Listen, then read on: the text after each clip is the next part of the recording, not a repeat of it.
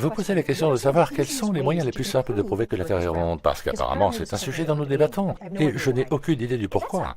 C'est même une chose difficile pour moi de commencer à en parler, parce qu'il y a tellement de preuves que la Terre est ronde qu'il est difficile de savoir par où commencer. Et ce n'est pas OK de penser que la Terre est plate. Ce n'est pas un argument viable. Pour commencer, si vous croyez vraiment que la Terre est un triangle ou un dodécaèdre, cela est tout à fait OK, et c'est votre droit de le faire. Nous avons tous le droit d'avoir nos propres opinions, croyances, expériences, intuitions et discernements, quelle que soit la fréquence ou l'étendue de leur acceptation.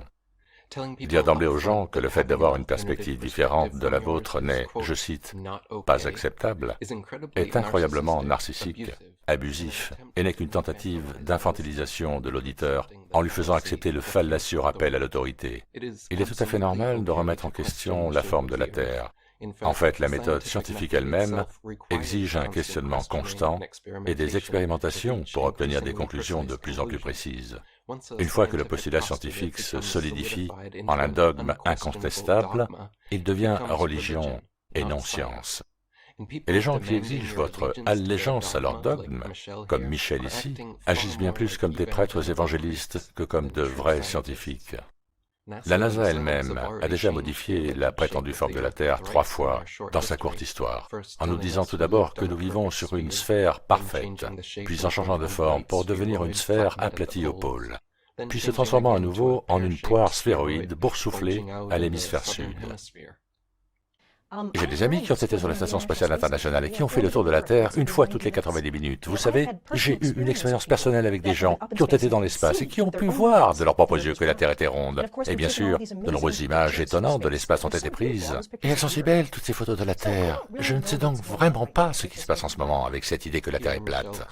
Ici, Michel nous livre avec condescendance 2 autres exemples de sophisme, à savoir le oui-dire et un autre rappel à l'autorité. Parce qu'elle connaît un type, un acteur franc-maçon, genre Étoile de l'Est, et non son ami, qui prétend que la Terre est une boule toupie, Michel veut que nous acceptions ce genre de rumeurs de seconde main comme preuve scientifique. Puis elle rigole et parle d'images.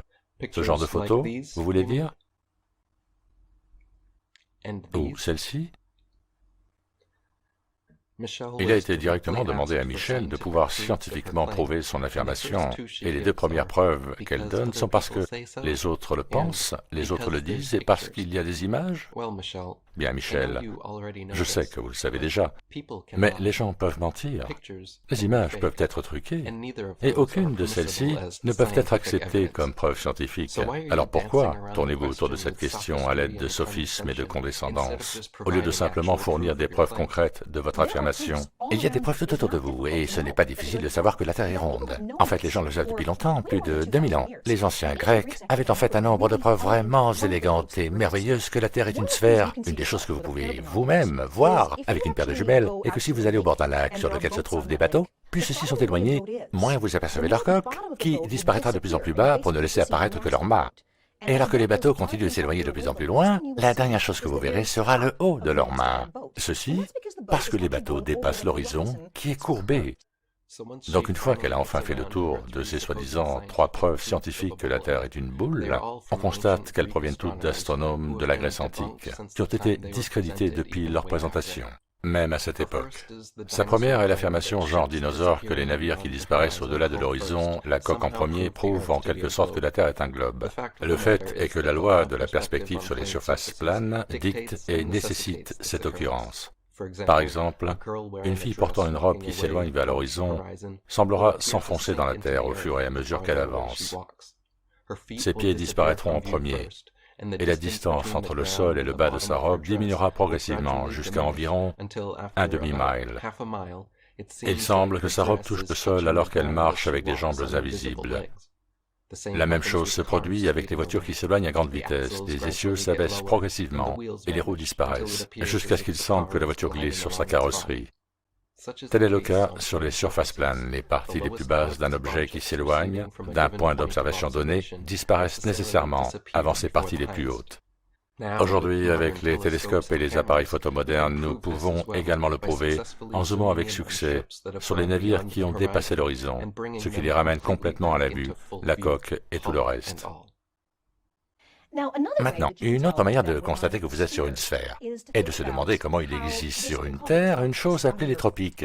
Les tropiques sont des endroits situés à proximité de son équateur, où par moment le soleil est à l'aplomb de votre tête dans le ciel. Et c'est en fait quelque chose que les Grecs ont utilisé non seulement pour prouver que la Terre était ronde il y a environ 2000 ans, mais aussi pour mesurer précisément sa circonférence, avec une marge d'erreur de juste 2%. Il y avait un scientifique grec vraiment brillant appelé Ératosthène, et celui-ci remarqua que dans la ville de Sienne, à une certaine date, le soleil brillait tout droit jusqu'au fond d'un puits, ce qui signifie que le soleil était à l'aplomb de celui-ci. Vous pouviez regarder en bas du puits et voir le reflet du soleil vous revenir. Et à exactement la même date, plus loin, dans la ville d'Alexandrie, ce phénomène ne se produisait pas.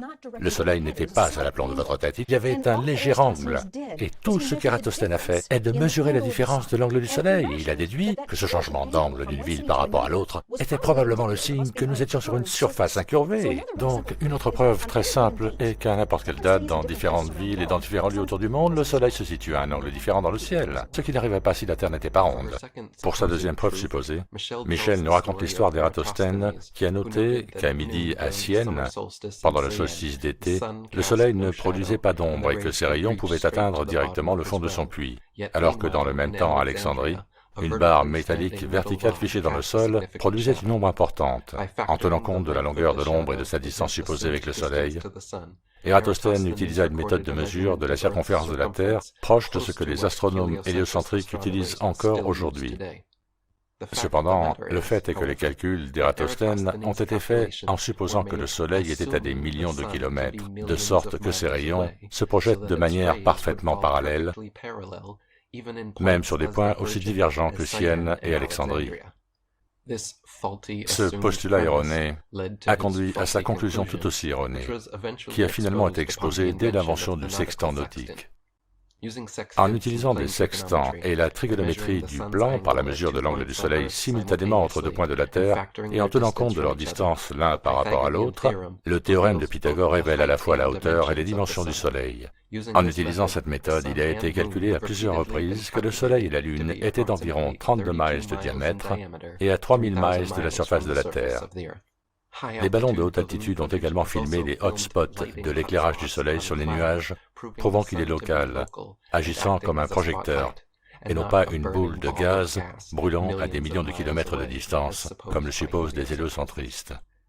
Après Ératosthène, la théorie du globe terrestre a complètement disparu de la pensée philosophique et de l'histoire enregistrée pendant près de 2 millénaires. Les cosmologies géocentriques de la Terre plane ont continué à régner en maître avec même Ératosthène lui-même, présenté comme le père de la géographie, représentant la Terre comme étant plane sur sa célèbre carte du monde de 194 avant l'ère chrétienne.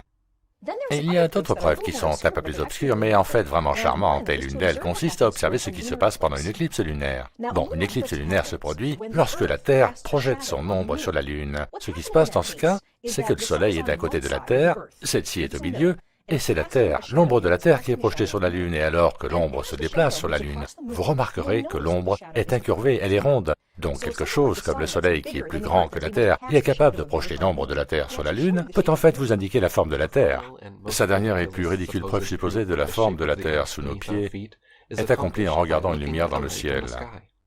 C'est vrai. Quand on demande aux scientifiques une preuve empirique mesurable de la forme de la Terre sous nos pieds, ils tournent invariablement et inévitablement leur nez vers le ciel et commencent à parler de la forme des objets d'en haut. Imaginez inviter un entrepreneur dans votre maison pour mesurer les dimensions de celle-ci au sol, et qui sort immédiatement un décamètre et commence à mesurer toutes les lumières s'encastrer dans le plafond. Aujourd'hui encore, les héliocentristes proposent cet argument comme preuve d'une Terre sphérique, en prétendant que pendant des éclipses lunaires, le Soleil, la Terre et la Lune s'alignent parfaitement à 180 degrés, comme trois boules de billard, permettant au Soleil de projeter l'ombre de la Terre sur la Lune. Cette astucieuse hypothèse est néanmoins erronée, rendue totalement invalide en raison du fait que les éclipses lunaires se produisent et continuent de se produire régulièrement, lorsque à la fois le Soleil et la Lune sont toujours visibles en même temps au-dessus de l'horizon. Dès l'époque de Pline l'Ancien, il existait des enregistrements d'éclipses se produisant alors que le Soleil et la Lune étaient visibles dans le ciel et continuent à être enregistrés par la Société royale d'astronomie aujourd'hui. Évidemment, si le Soleil et la Lune sont tous deux observables simultanément lors d'une éclipse, alors ils ne sont pas alignés à 180 degrés. Il est donc impossible que le Soleil puisse projeter l'ombre de la Terre sur la Lune, et une autre explication doit être recherchée. En fait, une autre explication existait déjà dans de nombreuses cultures autour du monde, qui a affirmé qu'un troisième corps céleste, connu sous le nom de Rahu, ou Soleil noir, existait également, égal en taille au Soleil et à la Lune. Ce corps noir translucide passerait devant le Soleil et la Lune pendant les éclipses, provoquant l'affaiblissement de leur lumière. Mais quelle que soit la cause de la diminution de l'intensité de la lumière de la Lune pendant les éclipses lunaires, celle-ci n'a absolument rien à voir avec le fait de prouver scientifiquement la forme de la Terre. Donc les gens savent que la Terre est sphérique depuis des milliers d'années. Il n'est pas correct de dire que la Terre est plate. C'est une sorte d'étrange déni et je ne sais pas d'où il vient. Et c'est une question qui continue d'être posée, cette question. Nous devons vraiment y mettre un terme. Parce que nous savons que la Terre est une sphère depuis longtemps. J'ai en fait dit cela à quelqu'un et je ne pouvais pas croire qu'il n'y avait jamais pensé. Vous savez qu'avec des jumelles, vous pouvez voir les planètes, vous pouvez voir Saturne et Jupiter, vous pouvez aussi voir Mars avec un télescope. Le Soleil et la Lune et tout le reste du système solaire sont des sphères. Nous serions donc la seule chose différente. Vous savez, en fait, ceci incite les gens à s'intéresser davantage, à écouter des informations qui font réfléchir et qui disent, tu sais, tu as raison. Et vous savez, les images de tout le reste montrent une sphère. Et à nouveau, le rappel fallacieux au ciel. Le seul endroit où l'on voit des sphères dans le ciel est dans les photos et vidéos CGI de la NASA. Quand des astronomes amateurs photographient et enregistrent les étoiles et planètes, voilà ce que nous voyons. Celle-ci est-elle une sphère? Et celle-ci? Et même s'il s'agissait de sphères, qu'est-ce que cela a à voir avec la forme de la Terre?